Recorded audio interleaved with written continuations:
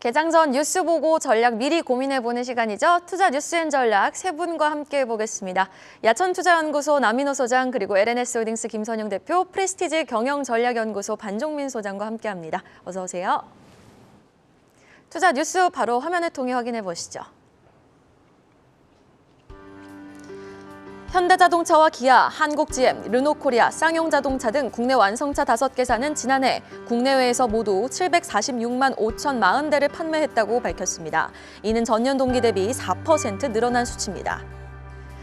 삼성 디스플레이가 현지 시간 4일 개막하는 CES 2023에서 접고 늘릴 수 있는 신개념 디스플레이 플렉스 하이브리드를 세계 최초로 공개합니다.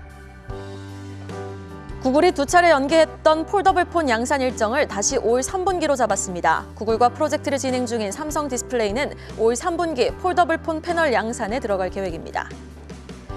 한국조선해양이 침체된 주식시장을 고려해 자회사인 현대삼호중공업을 상장하지 않기로 결정했습니다.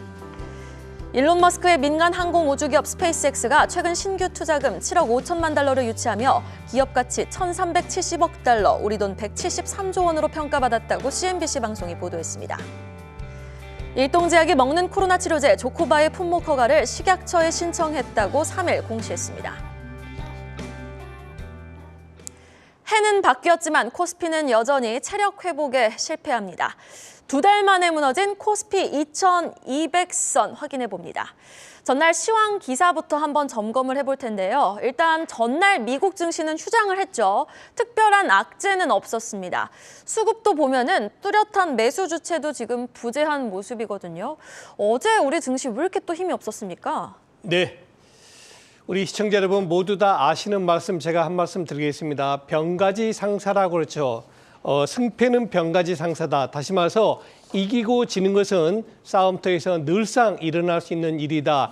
이걸 우리 주식시장으로 말하면 어떨까요? 등락은 주가지 상사다. 즉 오르고 내림은 우리 주식시장에서 늘상 있는 일이다. 이렇게 비유할 수 있겠습니다. 하지만 해도 너무했죠. 어제 같은 하루 돌이켜보겠습니다. 아침에 시작할 때 일부 플러스권을 유지했습니다. 그러다가 불과 2시간 만에 마이너스 45포인트, 고점 대비 저점이 자그마치 50포인트나 낙폭이 커지는 그런 약한 모습을 보이고 있습니다. 그 이유는 뭘까요? 지금 자료화면 나오고 있네요. 바로 기관 투자가들의 배당 이후에 매물을 정리하는 과정이다. 그런데 여러분 이것은 올해만 나온 게 아닙니다. 어제 김선영 대표도 그런 얘기가 있었습니다만은 기관 투자가들은 작년에 어떤 일이 있었습니까? 대주주 정리 물량이 있죠. 그건 누가 팝니까? 개인들이 팝니다. 그 물량을 받아가지고 배당을 받은 이후에 배당을 확정 받았지 않습니까? 지금 그러니까 정리하는 겁니다. 거기서 생기는 시세 차익에 대해서 기관 투자가들은 큰 의미를 두지 않는다. 오히려 그래가지고 주가 더 내려가면 밑에서 다시 산다. 이런 투자 전략을 가지고 있습니다. 자, 왜 이렇게 급등락이 나느냐? 저는 세 가지 요인으로 세 가지가 없어서 그렇다. 1번, 주도주가 없습니다. 지금 주도주가 시장 주도주가 뭡니까? 개별 이슈, 테마 주도주밖에 없지 않습니까? 그러니까 시장을 버티지 못하는 것이고 2번, 주체 세력, 매수 주체 세력이 없습니다. 지금 외국인이 삽니까? 개인이 삽니까? 기관이 삽니까? 아무도 산 사람 없습니다. 그러다 보니까 조그마한 악재에도 그렇게 주가가 큰 폭 하락합니다. 마지막입니다. 지금 이슈가 없습니다. 마땅히 주식시장이 올라가야 될 만한 그런 이벤트가 없는 관계로 지금 저는 산무시대다라고 보는데 이럴 때 우리 투자자들의 수익률을 지키기 위해서 제가 이 말씀 꼭 드리겠습니다. 여러분들의 투자 원칙이 있어야 됩니다. 투자 기준이 있어야 됩니다. 저는 저의 투자 기준보다는 지금 주식시장에서 가장 좋은 수익을 내고 있는 외국인 투자가들을 많이 저는 공부하고 있습니다. 즉 지금 외국인들의 구조는 하단 부분을 2260으로 잡고 있다는 말씀 한 달째 여러분께 말씀드립니다.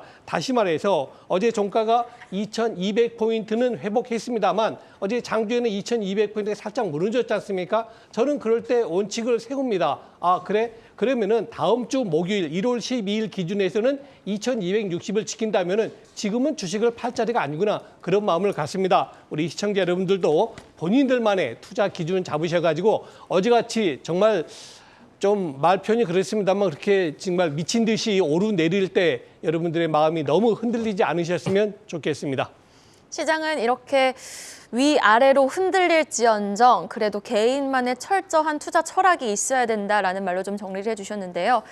사실 이렇게 위축된 투심, 급격히 감소하고 있는 거래대금, 여기에다가 여전히 배당 수익을 노린 금융투자의 물량이 추가적으로 지금 쏟아질 가능성이 남아있는 상황입니다. 자, 지금 이러한 가운데에서도 어제 유독 좀 상승 탄력이 두드러졌던 종목들이 있었죠. MLCC 관련 종목들의 상승 탄력이 두드러졌는데 추가 상승 여력은 좀 어떻게 보십니까? MLCC 관련 종목들. 네, 최근에 MLCC 관련된 종목들을 확인을 해보니 기관의 순매수나 외국인의 순매수가 계속 일어나고 있더라고요. 그렇게 봤을 때는 MLCC가 워낙 업황 자체가 좋지 않았다 보니까 또한 중국의 스마트폰 시장 침체와 재고 조정의 장기화를 통해서 굉장히 좋지 않았다 보니까 이 부분에 대해서는 어느 정도 선반영이 크게 되지 않았나 생각을 하고 있습니다. 그렇기 때문에 MLCC 관련된 기업들은 즉 외국인과 기관 수급이 지금 들어오는 상황에서 2분기 실적을 크게 좀 기대를 해볼 수 있지 않을까 바라보고 있습니다. 그래서 제가 봤을 때는 삼성전기를 좀 눈여겨볼 필요가 있지 않나 보고요. 삼성전기는 중국 쪽 스마트폰 시장 침체 및 테슬라 카메라 모듈 수준은 따냈지만은 테슬라 판매량이 감소를 하면서 좀 영향을 크게 줬고요. 이외에 또 반도체 업황까지 부진이 되면서 굉장히 좀 좋지 않았습니다. 삼성전기가요. 그렇지만은 자동차 전장화 추세로 삼성전기 역시 전장용 MLCC로 확대를 하고 있고 제로 코로나 정책 완화로 인한 1분기 재고 감축이 좀 어느 정도 이루어진다면은 2분기부터 회복될 가능성은 매우 높습니다. 즉 이러한 상황을 봤을 때는 반도체 섹터와 비슷하게 흘러갈 수 있기 때문에 삼성전기를 좀 길게 보시는 것도 좋다라는 말씀 드리겠고요. 외인의 12월부터 순매수세가 굉장히 유입되고 있고 기관 역시 마찬가지입니다. 그러니까 수급 주체가 굉장히 좀 강하기 때문에 삼성전기를 노려보시고 반대로 MLCC 관련된 종목 중에 아모텍이라고 있습니다. 아모텍은 코스닥 종목인데 이 코스닥 종목 역시 IT에서 전장 그리고 MLCC 사업을 중심으로 전환을 했습니다. 이게 굉장히 좀 기간이 오래 걸렸긴 했지만은 이거 굉장히 반가운 소식이다 말씀드리겠고요.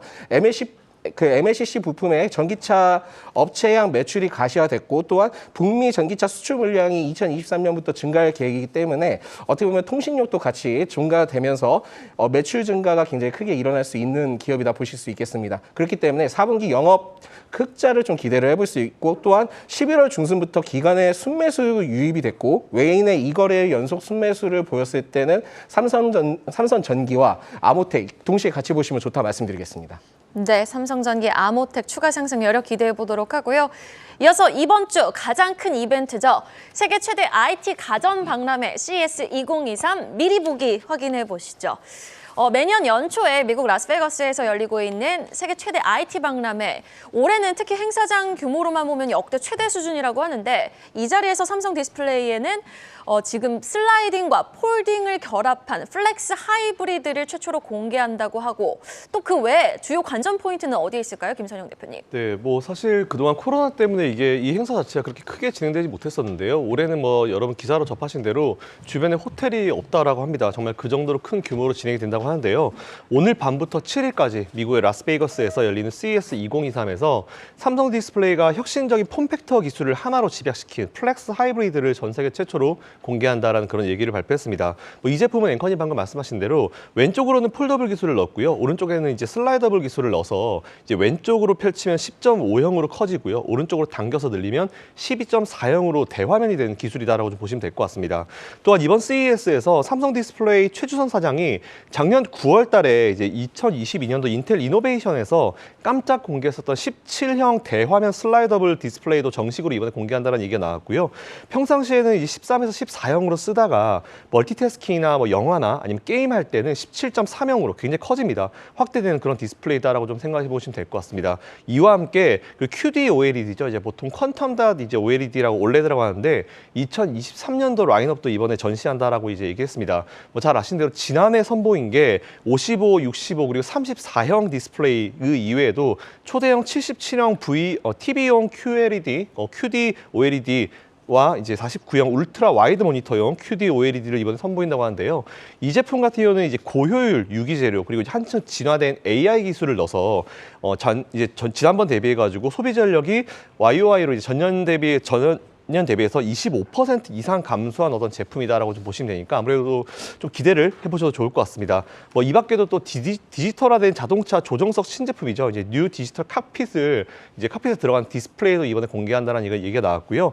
친환경과 저전력 기술도 이번에 CES에서 대거로 공개할 예정이다라고 하니까 이번 CES에서 나오는 기술 자체가 상당히 좀 기대감을 좀 가지고 있는 것 같습니다. 그 밖에 또 LG 디스플레이 같은 경우도 8인치 폴더블 OLED를 360도로 이제 막 구부릴 수 있는 그런 제품도 이제 공개한다고 하니까 이번에 삼성 디스플레이나 LG 디스플레이 등 우리나라 기업들이 굉장한 기술을 좀 많이 오픈시키는 것 같습니다. 이에 따라서 이번에 공개되는 기술을 보면서 우리가 당장 현재 주가는 참 어렵지만 이 회사는 그렇다 하더라도 미래를 보고 가고 있구나 이런 부분을 좀 아실 수 있으면 될 것 같고요. 관련주들 미리미리 한번 체크해 보시고 지금 당장 주가는 참 어렵지만 미래에 이렇게 그림을 그리고 가니까 기대감을 가지고 투자를 좀 이어가 보셔도 좋을 것 같다라는 의견 드리겠습니다.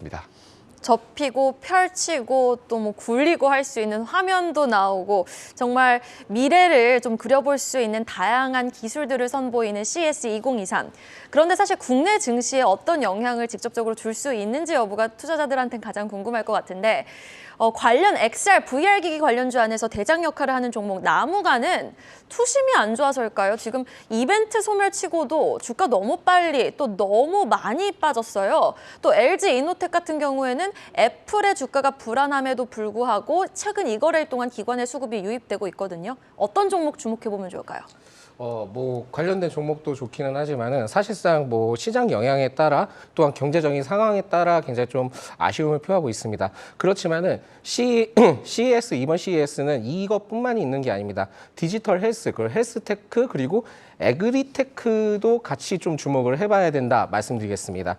사실 뭐 여러분들도 잘 아시겠지만은 그 존 디어, 즉 농슬라를 이끈 존 메어 CEO가 기조연설자로 초대가 됐는데 이러한 상황들을 봤을 때는 농슬라에 관련된 이슈도 앞으로는 좀 챙겨봐야 되지 않을까 생각이 듭니다.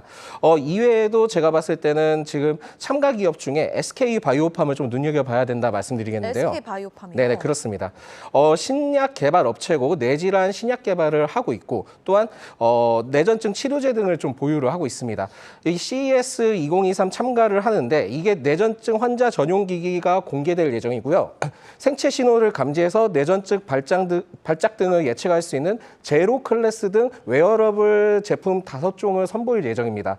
또한 그 제로 와이어드는 그 국내 제약사 최초로 디지털 헬스 부분 CES 혁신상을 수상을 했거든요. 그렇기 때문에 이러한 흐름을 봤을 때는 웨어러블을 통해서 디지털 바이오 치료기로서도 굉장히 좀 부각을 받을 수 있다 말씀드리겠습니다. 이외에 뭐 모바일 앱을 통해서 제로 앱을 통한 실시간 생체 신호 기록 전송 가능한 앱도 개발을 하고 있었기 때문에 디지털 바이오와 헬스케어로서 부각받을 수 있고 최근에 그 해외 매출 포인트로는 작년 11월 세노바메이트가 미국 매출의 138% 증가를 했고요. 또한 프랑스로 출시를 하면서 유럽적으로 매출 확대를 굉장히 넓혀가고 있습니다. 이뿐만이 아닙니다. 작년 12월 그 과기정통부에서 디지털 바이오 혁신 전략 육성안을 발표를 했는데 이게 올해부터 10년 동안 약 4천억 규모의 투자가 진행이 됩니다. 그러면서 첨단 뇌과학 분야의 R&D 투자를 진행을 하고요. 뇌기계 인터페이스 등 기술을 개발하고 사업화를 지원을 합니다. 또한 전자약과 디지털 치료제 등을 통한 IT 기술을 활용한 바이오닉스 기술 개발도 추진을 하고 있기 때문에 어떻게 보면 이번에 CES를 통한 디지털 헬스의 산업의 부각도 되지만 정부 정책과 관련된 부각도 같이 동시에 받을 수 있기 때문에 SK 바이오팜을 주목을 해볼 필요가 있고요. 상장 당시 좀 공모가가 49,000원이었다가 이후 26만 원까지 상승을 했습니다. 그렇지만은 그 이후로부터 굉장히 한 2년 동안 조정을 크게 받았거든요. 그렇지만은 작년 10월에 공모가 근처로 내려왔고 이에 다시 추세가 전환이 되면서 지금 현재는 좀 하락폭을 많이 맞고 저점에서 좀 올라가고 있는 흐름이다라는 말씀을 드리겠습니다. 그렇기 때문에 2년간 워낙 좋지 않았기 때문에 또한 SK의 사업에 굉장히 주목을 했던 바이오 산업들을 굉장히 키울 가능성이 매우 높기 때문에 SK 바이오팜을 챙겨보시기 바라겠습니다. 네, 알겠습니다. 헬스케어와 또 농기계 관련, 농슬라 관련 종목들도 한번 포함해서 주목해 보도록 하겠습니다. 이벤트 이야기 나왔으니까요. 일정 관련해서 이슈 하나 더 챙겨보도록 하겠습니다. 이번 주 금요일입니다. 삼성전자가 잠정 실적 발표를 앞두고 있는데요. 이 삼성전자를 필두로 4분기 어닝 시즌의 첫 포문이 열립니다. 사실 통상 4분기에는 그렇게 실적이 썩 좋은 시즌은 아닙니다. 뭐 비용 처리도 있고요. 어닝 쇼크가 참 빈번하게 발생하는 시즌인데 이번 4분기는 유독 실적 전망치가 더 내려가고 있는 것 같아요. 네, 그렇습니다. 1년은 크게 4개로 나뉘죠. 1분기, 2분기, 3분기, 4분기, 즉 10월, 11월, 12월 세 달치를 의미하겠습니다. 방금 이생커 말씀 주셨습니다만 해마다 보통 4분기 기업 실적은 예상보다 조금 못 미칩니다. 그래서 오죽하면 어닝 쇼크다 이런 얘기를 하겠습니까? 상장 기업의 60%가 기대치에 못 미친다는데 그 이유는 방금 소개해 주셨습니다만 일회성 비용이 많이 지출되고요. 또 직원들 1년 내내 고생했던 직원들 성과급 특별 인센티브를 지급하죠. 이런 부분 때문에 그런 기대치보다는 좀 못 미친 경향이 많습니다. 자, 우리 이런 말이 있죠. 겨울이 돼야 소나무의 푸르름을 안다. 바로 이렇게 어려운 어닝 쇼크 기간에 오히려 기대치보다 더 좋은 실적을 내는 기업이 있다면 여러분들 어떻게 생각하시겠습니까? 바로 지금 소개한 기업들입니다. 메리츠 화재라든가 코스모화학, 호텔신라, 현대일렉트릭, 포스코케미칼 등 이외에도 여럿 있습니다만 대표 종목군을 소개해 드리는 겁니다. 이들 종목군은 오히려 4분기 예상치보다 더 높았고요. ROE, 자기자본 이익률이 10%가 넘는 기업들입니다. 이들 기업은 아무래도 예상보다 못 미치는 실적을 낸 기업보다 주가가 당연히 좋을 수밖에 없겠죠. 이런 종목들 관심 가지시면 좋겠습니다. 네, 관심 가질 만한 종목들, 이익 추정치가 좀 높아지는 군계일학 종목들을 소개해 주셨는데 이 안에서도 유독 또 눈길이 가는 종목이 있을까요, 반종민 소장님? 네, 호텔신라를 좀 눈여겨봐야 된다 말씀드리겠고요. 이게 호텔신라가 코로나 시기로 2020년 때 약 1,800억 원 그 영업이익 적자를 냈고 21년 약 1,000억 원 흑자 전환을 성공을 했지만은 22년 성장은 그렇게 크지는 못했다 말씀드립니다. 이게 아마도 제로 코로나 정책 등이 큰 영향을 준 것 같고 그 부분들을 통해서 코로나에 대한 어떻게 보면은 좀 완화는 됐지만 그 이전에 너무 좋지 않았기 때문에 실적적인 기대감을 크게 갖지 못했던 것 같습니다. 또한 그 수수료 경쟁 때문에 면세점 사업 부분 수익이 일부 좀 개선이 돼야 되는 흐름이 있는데 이게 좀 앞으로는 긍정적인 역할을 할 것입니다. 이러한 이슈뿐만이 아니라 올해 아마 1분기, 2분기 때 큰 이슈가 하나 있는데 이게 인천공항 입찰 관련된 이슈가 있습니다. 그 2월 22일 입찰 제안서를 제출 마감으로 빠르면은 2023년 그러니까 올해죠. 올해 7월 1일부터 새롭게 선정된 사업자가 운영을 개시를 하는데 이게 계약 기간이 기존의 5년에서 10년으로 확대가 됩니다. 즉 이런 10년으로 확대되면서 면세 사업자 입찰자의 경우에는 굉장히 사업권을 굉장히 크게 가져갈 수 있기 때문에 이 면세점 사업권, 인천공항 면세점 사업권의 입찰이 굉장히 중요해졌다 말씀드립니다. 이게 아마 발표 시점이 2분기 내로 생각이 되는데 제가 봤을 때 호텔신라가 좀 더 유력할 것 같다 말씀드리겠습니다. 그렇기 때문에 올해 1분기에는 좀 아쉬울 수는 있을 수는 있습니다. 그렇지만은 2분기 때는 굉장히 좀 성장할 수 있을 가능성이 높다 말씀드립니다. 사실 1월 31일까지 중국 여행객 그 단기 비자 발급 제한에 따라 어떻게 보면 연장이 되는지 안 되는지에 상황에 따라 일부 조정폭을 좀 보일 수 있기는 하지만 그렇다 하더라도 호텔신라가 이전에 너무 좋지 않았기 때문에 그거에 대한 기대감, 그거에 대한 반영은 선반영이 됐다 말씀드리겠습니다. 또한 외인, 12월 중순부터 외인과 기관의 순매수세가 계속 유입되고 있습니다. 즉 제가 봤을 때는 면세점과 관련된 이슈 그리고 그 리오프닝 관련된 이슈가 같이 부각될 수 있는 점을 봤을 때는 호텔신라를 눈여겨보시면 좋다 말씀드리겠습니다. 네, 알겠습니다. 자, 그럼 기업 개별 이슈로도 넘어가 보도록 하겠습니다. 현재 주식시장 많이 안 좋은 게 확실한가 봅니다. 지금 한국조선해양이 사모중공업 IPO를 철회한다라는 소식이 들려왔는데요. 사모펀드의 IPO 조건으로 맡긴 지분을 다시 사왔다라는 공시를 내놨네요. 네, 맞습니다.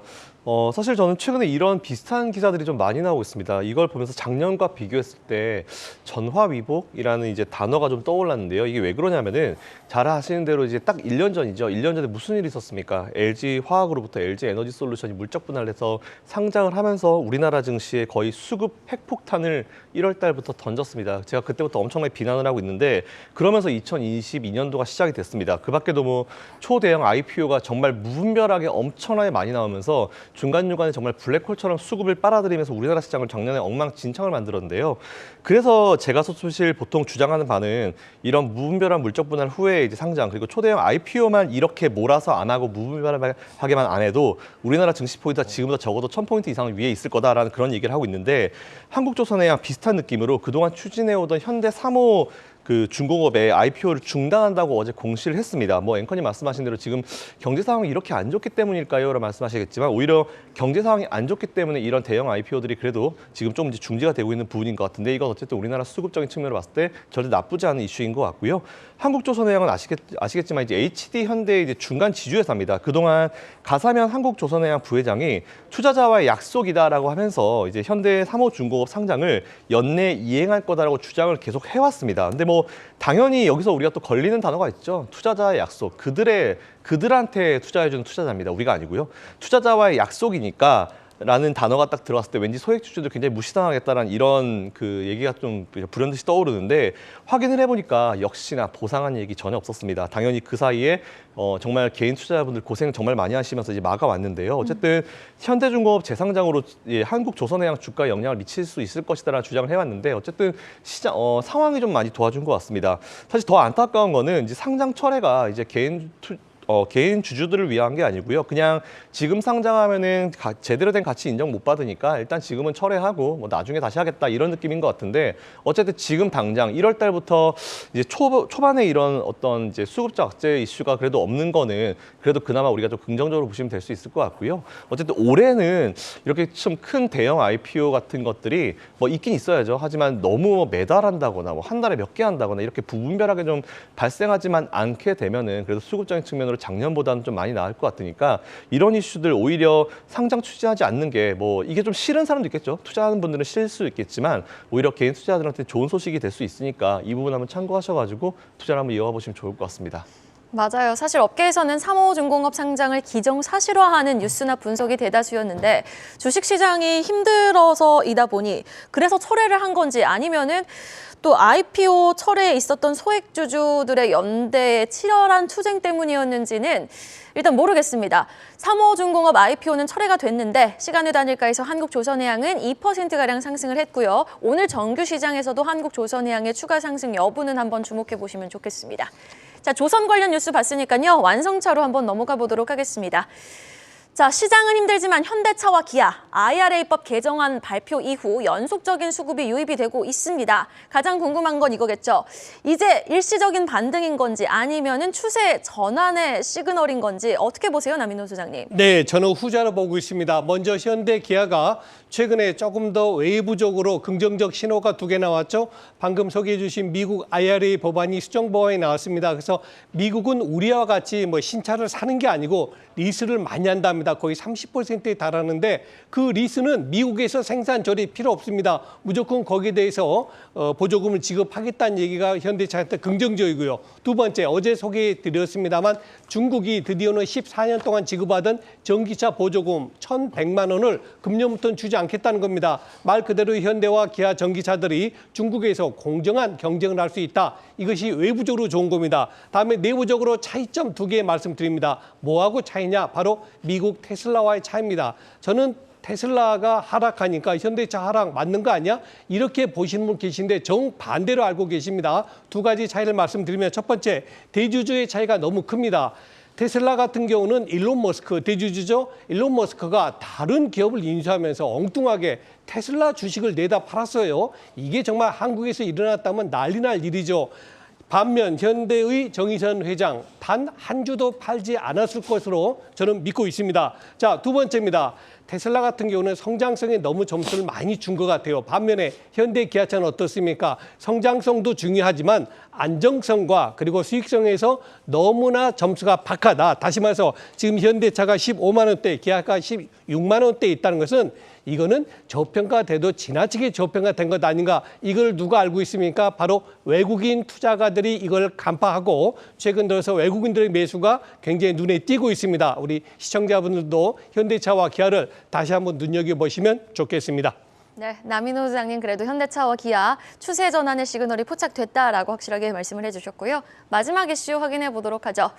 밤사이 테슬라는 4분기 인도량 예상치 하회 소식 속 주가 또 한 번 크게 출렁였습니다. 지금 12% 넘게 폭락을 했는데 일론 머스크의 항공 우주 기업이죠. 스페이스 X는 또 신규 투자금을 유치하면서 작년보다 높은 기업 가치를 평가받았네요. 네, 맞습니다. 뭐 솔직히 앨런 머스크 트위터 인수 같은 걸로 이슈몰이 할 게 아니고요. 사실은 이제 테슬라 주주분들 위해서 활동을 좀 해야죠. 이제 이런 걸 사실 했었어야 더 이제 신경 썼어야 되는데 스페이스X나 뭐 스타링크냐 지금 상장을 어떤 기업이 할 것이냐 이런 얘기가 사실 작년부터 좀 많이 나오고 있는 상황인데요.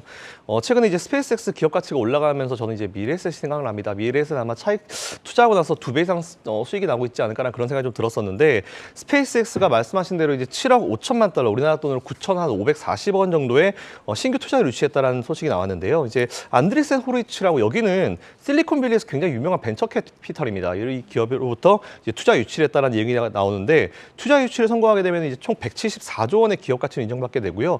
테슬라가 제가 알기로는 500조가 조금 안 되겠죠. 이제 오늘 좀 빠져가지고 그런 걸 알고 있는데 이제 어쨌든 스페이스X가 이렇게 투자를 받아서 이제 이렇게 한다는 얘기는 정말 상장을 준비한다는 그런 소식이 좀 더 이제 힘을 받고 있는 것 같습니다. 어쨌든 이렇게 본업에 좀 집중을 했으면 좋겠다는 생각이 좀 들고요. 어쨌든 테슬라 주가도 좀 신경을 좀 많이 썼으면 좋겠다는 그런 추가적인 의견까지 있습니다.